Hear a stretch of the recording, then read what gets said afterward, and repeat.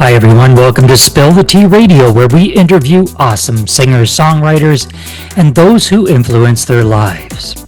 Spill the Tea Radio explores the journey, creativity, and inspiration behind the songs.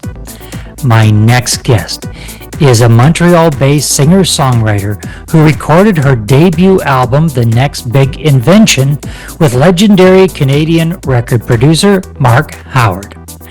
Mark crafted the album on a 75-year-old microphone for an essence reminiscent of Joni Mitchell.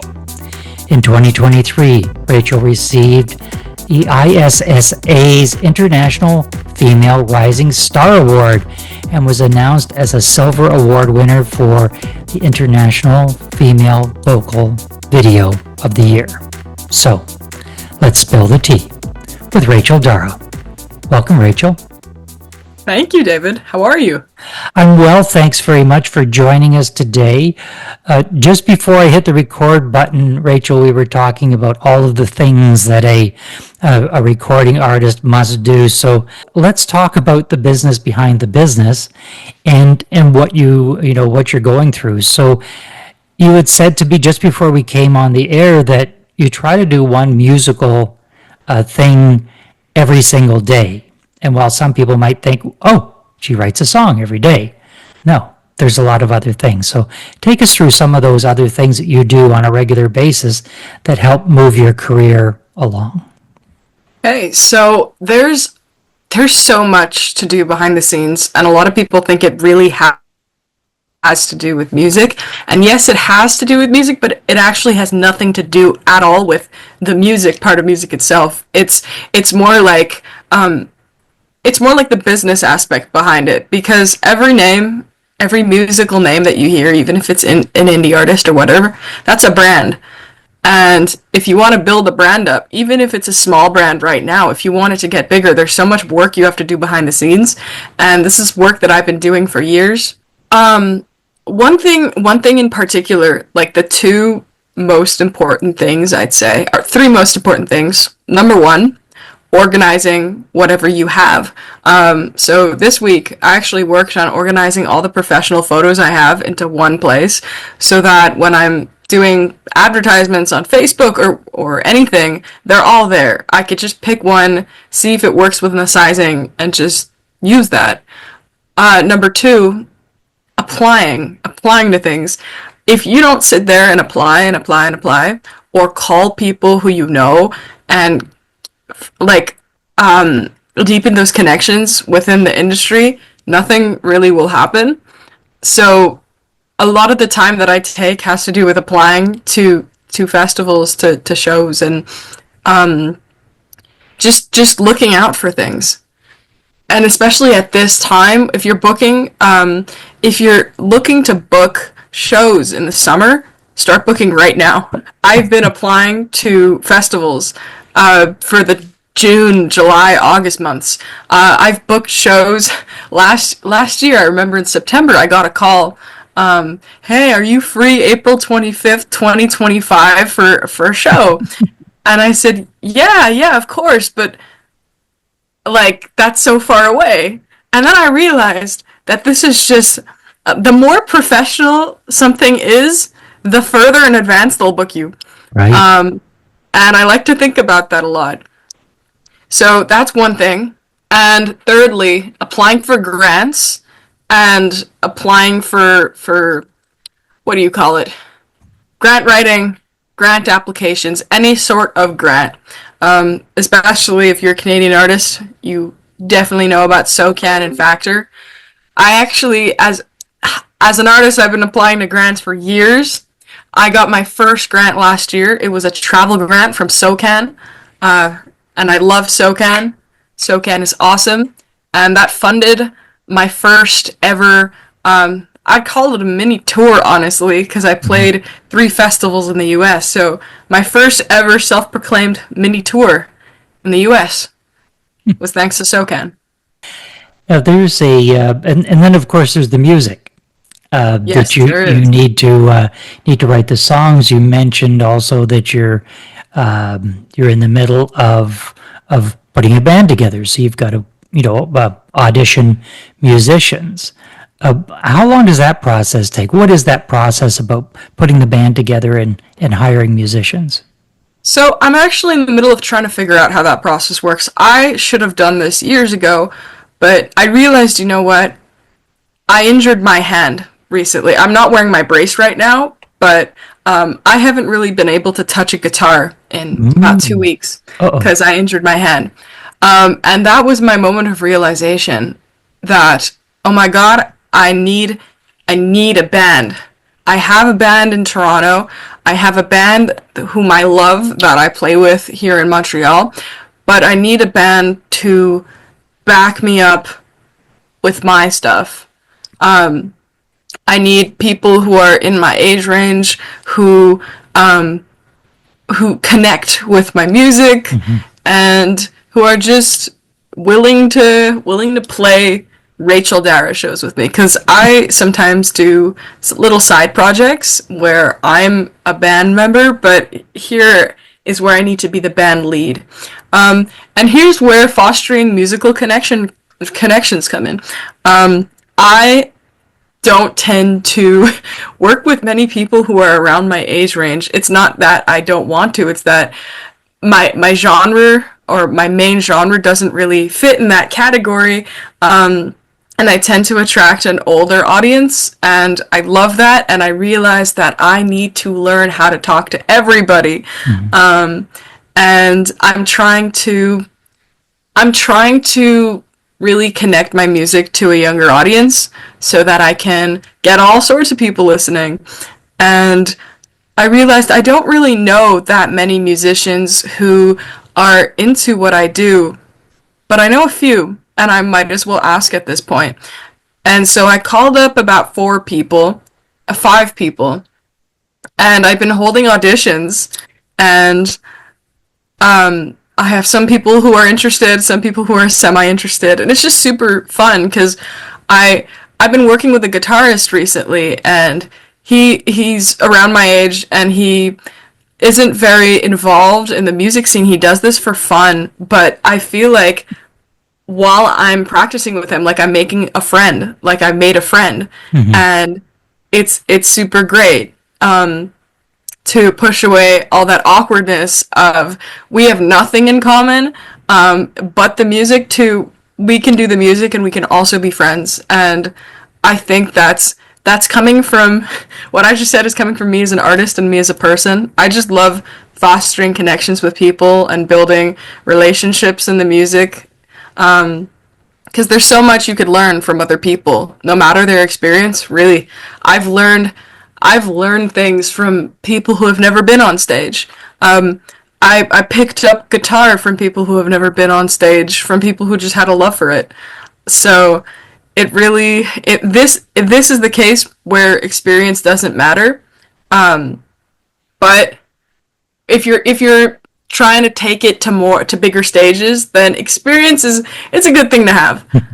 You mentioned that your father is a marketing guy and is helping you along with your career. That sounds like great family support. What's been the family support all around you when you announced that you wanted to be a musician, when you wanted to be an artist? Was everybody go Rachel, you can do it, or were they a little bit hesitant? And maybe they said, maybe you might want to try this as a hobby. Well, at first, basically, here's how it went. They were very caught off guard. They actually got a call from my elementary school saying that I was invited to record a song I wrote in a studio for free with a choir, and they were like, "What? Like, I think you have the wrong parents. You got the wrong Rachel. You have the wrong parents." And then a year later, this started to evolve, and my parents were very hesitant. They didn't want me on social media. Their plan was to not let me to have. Their plan was to not allow me to get any type of social media till I was about 14. And I did my first showcase when I was 12. And I remember being with my dad, and the dude who organized this said, all right, everybody, I'm going to need all of your Instagram handles. And I was just like, you can take my dad's. And so I was just awkwardly, standing there with my dad and this guy explaining to me, if you want to make it in this business, you gotta have Instagram. You have to be hip and happening. So that evening, we created an Instagram and a Facebook account, and that's when things started to happen. So my dad ended up becoming my manager, and he's always been a marketing person. But years later, when I signed to my indie record label, Big Records, they ended up taking him on as an executive, a marketing executive, and wow. I just think it's so cool because he didn't really know anything about music until I started doing this. So I don't know who the Nepo baby in this situation is. I don't know if it's I think he's the Nepo father, but okay, now, that's okay. As the manager, he would get 10% of your earnings because you helped him get into there. Do you get 10% of his earnings because you helped him? I'm too indie for this. I'll worry about it in a few years. Let's get into one of the songs that Rachel wrote. This song was written by Rachel in her bedroom during the midst of the pandemic's second wave. It alludes to the songwriter's fear of independence and the consequences that come with newfound autonomy. So let's take a listen to singer-songwriter Rachel Dara and her song, 18. If I was a dog, would you tell me to heel? If I were a man, would you tell me to steal? If I were naive, would you tell me to skip my second meal? I haven't been asked this cause they know me well. I'm not stupid enough to fall under their spell. There will be a day when I'm too old to ask for help. But what do I do when I'm all alone?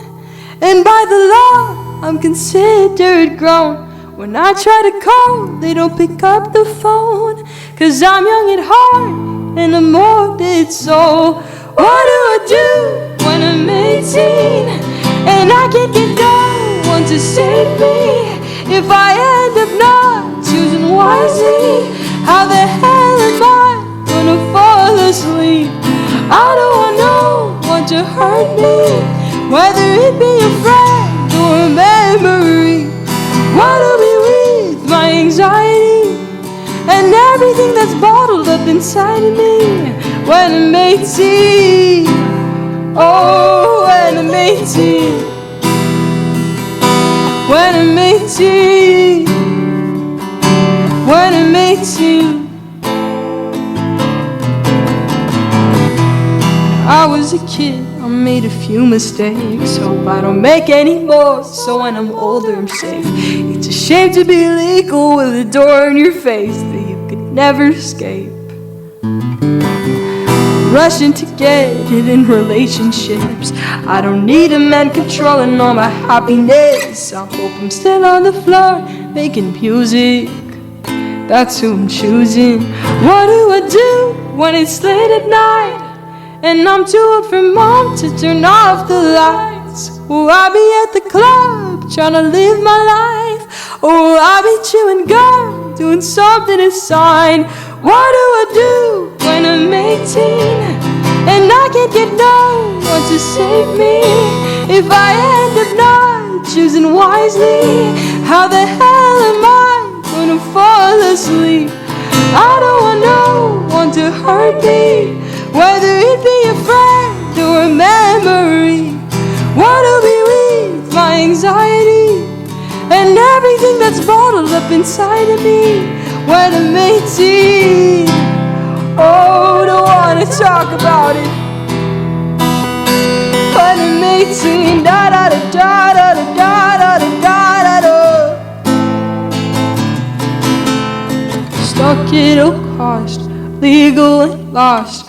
Don't wanna be that way then in present days. Out or at home, I'm young and alone. Where will I be when I'm 6 times 3 and on my own? That was 18 by Rachel Dara. Rachel, That it's a powerful song. I gave a little bit away in the intro for the song, but for you, what is the song about, and what was the inspiration to write it? So I still feel this is a song that I still connect with. Usually, sometimes I grow out of my own music. This is something I'll never grow out of. I wrote this thinking about how am I going to solve my problems alone without any help? And when I wrote this, I thought, oh, I'm going to be so alone and independent when I'm 18, and that's coming up in like 3 years. What am I going to do? 4 years. And so I thought I just thought I'd be so alone, and I didn't want that independence because I wouldn't know what to do with it. And I'm 18 now, and I can say that, I'm very lucky that I have 2 loving parents and a family that supports me and friends, and I won't ever be alone, no matter how hard I try. I think that's a bit of a scary part. So now that I'm thinking, I know I'm getting a bit off track here. You'd ask me during the lightning round, would I rather money or fame? I don't want that much fame. I like, the in-between kind of. I like to think about this artist named Jeremy Zucker. He's like the best type of famous. Like, he has a niche group of fans who know who he is, and he can walk around the streets of, let's say, Toronto, and he'll go unrecognized. That's the kind of fame I want. I want to be almost famous. I want to be almost famous. How do people find out more about you and your music, Rachel? What's the website? What are the socials and the streaming platforms? Here's the thing, www.racheldara.com is where you can find everything. Everything is linked to my website. You can find all my socials there, all my music there, but my name's Rachel Dara. You can find it everywhere. So I don't have to go on and say my social media handles, but I might as well. I'm Rachel Dara Music on Instagram. I'm Rachel Dara without a space on Facebook. And I am Rachel Dara on TikTok. And we have been in conversation with Rachel Dara. Rachel, thanks for being with us. Thanks for having me, David. Making music, that's who I'm choosing.